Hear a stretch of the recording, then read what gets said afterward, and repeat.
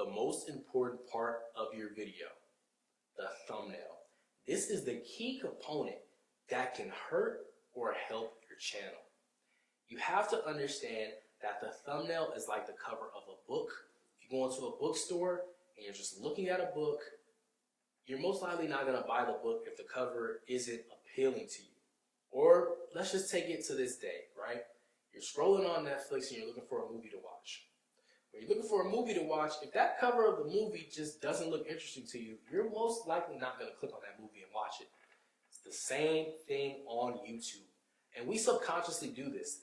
You always have to look at YouTube from a viewer's perspective, right? You are the creator, but you want to look at it from the viewer's perspective. When you look at it from the viewer's perspective, subconsciously, when you guys are looking for a video to watch on YouTube through the search engine, you subconsciously click on the best thumbnail that's appealing to you.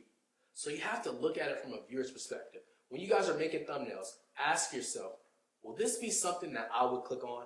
Would this be something that I would like to actually, watch?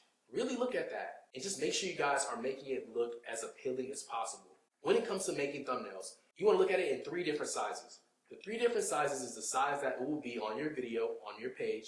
You also want to look at it how it's going to look in the search box when people search it up. So you want to make it small. And you also want to look at it on how it's going to look on the sub feed. And also you want to look at it on the size it's going to look at on the home page. Okay? You want to make sure you're looking at all of these little things, because these things are going to help you decide. If I'm a viewer and I'm looking up this video and I want to watch this video, is this actually going to be something I'm going to click on? You always want to ask yourself that question. 9 times out of 10, when I'm actually creating a thumbnail, most of the time that's the first step of the video for me. I won't even post the video if the thumbnail is not up to par. So 9 times out of 10, I'm making the thumbnail first, and then I'm using that thumbnail as an idea to create the video. Now there's some, different ways that you can do this, because I know some people do the content first and, they figure out the thumbnail later, but you don't want to get into that habit. Let's say you got this huge production team to make this really nice video, or let's just say you did a video where you're not even showing your face, but the video was amazing, right? But you don't even have a thumbnail idea. The video can be a 10 out of 10. If the thumbnail is a 2 out of 10, literally the video will die. It won't go anywhere. And that's just the real truth, Just me being transparent with you guys. The thumbnail is the most important part of the video. I've had so many videos die just from the thumbnail not being good. And it's really, like I said, failure is your best teacher, right?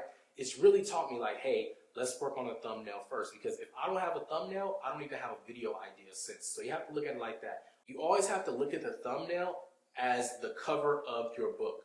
You always want to make sure it's appealing. It's something that's eye-catching, that the viewer wants to watch. And like I said, always have the perspective of the viewer. That way you can understand how to make the best possible thumbnail to help your channel and not hurt your channel.